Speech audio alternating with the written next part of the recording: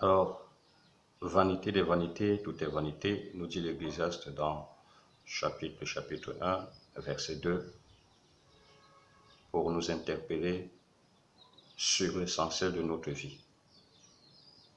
Parce que très souvent, frères et sœurs, nous nous abandonnons sur des choses futiles, illusoires, mondaines, sans intérêt particulier.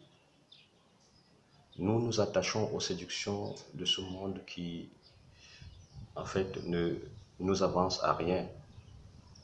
Les femmes, les hommes, l'argent, tout ceci pour que nous puissions nous sentir bien dans notre peau, dans notre paraître, pour qu'on nous dise, pour qu'on se dise, oh, qu'il est beau, oh, qu'il est élégant, qu'elle est belle, qu'elle est séduisante,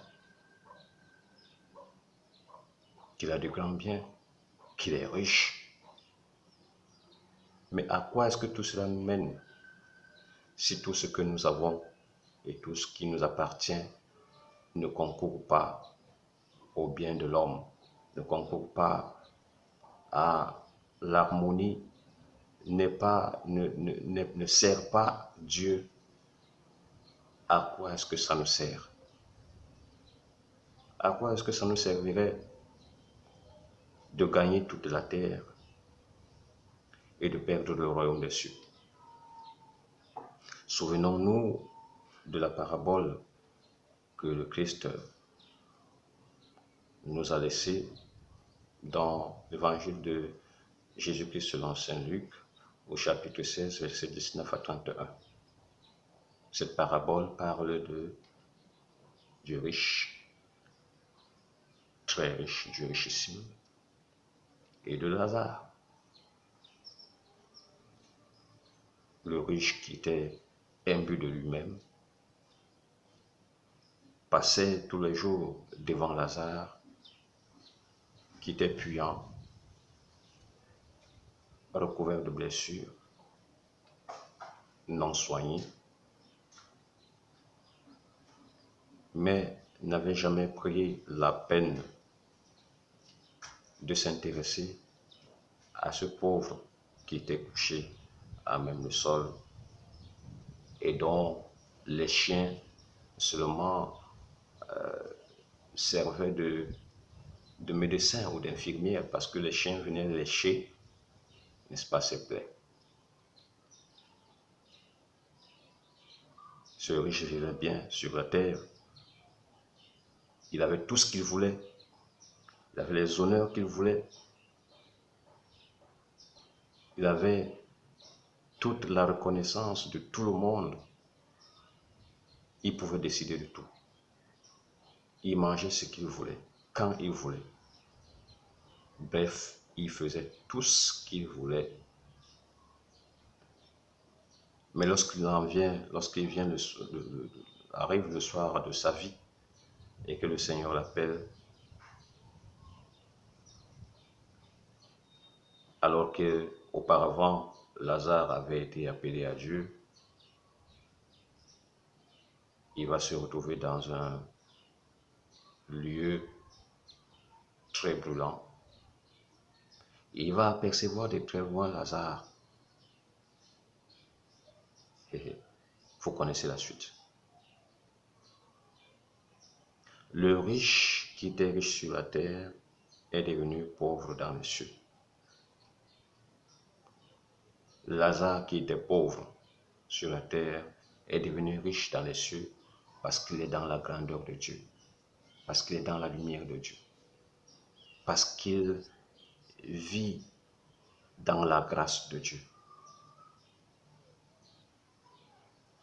Vanité des vanités, donc tout est vanité. Tout est vanité. Qu'est-ce que nous avons sur terre de plus précieux que la vie?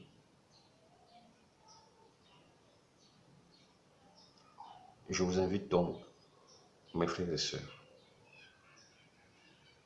à retenir que les biens de la terre, les richesses, le matériel, lorsque nous l'avons en abondance,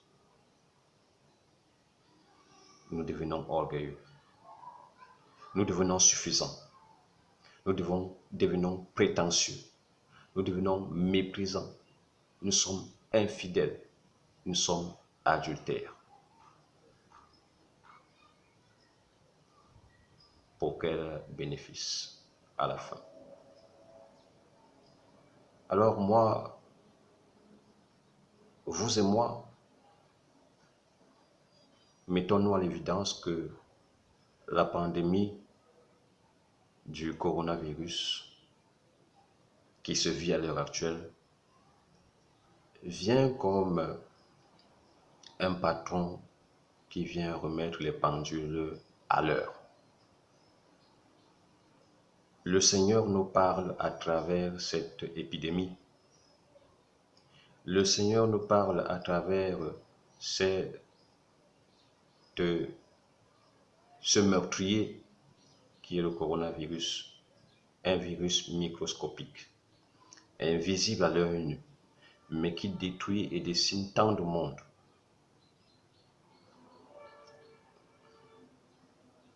Pour nous rappeler à l'essentiel. L'essentiel, ce n'est pas la science. L'essentiel, ce n'est pas la richesse des biens de ce monde. L'essentiel, c'est Jésus-Christ.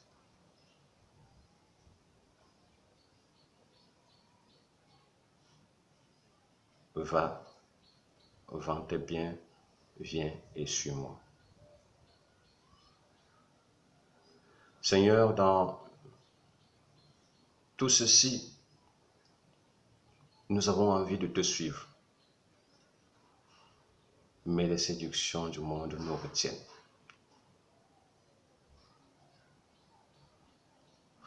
Nous le voyons avec Luc au chapitre 21, verset 11, que les signes précéderont le jugement. Et parmi ces signes, dans ce passage de l'Évangile selon saint Luc, on parle de la peste. La peste a déjà été vécue dans ce monde. Mais il y a une autre forme de peste en ce moment, c'est le coronavirus qui vient juger le monde, qui vient nous juger, nous remettre à notre place. Quelle est ta place, frères et sœurs, dans ce monde? Quel est ton don? Quelle est ta grâce? Quelles sont tes bénédictions? Comment les utilises-tu? Quel est le sens que tu donnes à ta vie? As-tu foulé Dieu et le Christ et le Saint-Esprit par le pied? Est-ce que tu es devenu un but de la science? Parce que dit-on, Dieu et sa Bible, Dieu et ses enseignements endorment l'esprit. Où es-tu donc aujourd'hui? Vanité des vanités, tout est vanité. Personne d'entre nous, à la fin de son séjour sur la terre, n'emportera des richesses. Nous constatons que nous avons des morts pléthoriques et dans certains pays, ça se compte en milliers. Au quotidien, on en dénombre des centaines. Frères et sœurs, revenons à l'essentiel. Revenons, je vous en prie, à l'essentiel. Nous allons voir que ce virus, aussi invisible soit-il, a décimé les richissimes. Il a décimé les grands artistes. Il a emporté les puissants hommes d'affaires. Il a emporté toutes les couches sociales, pauvres comme riches, y passent.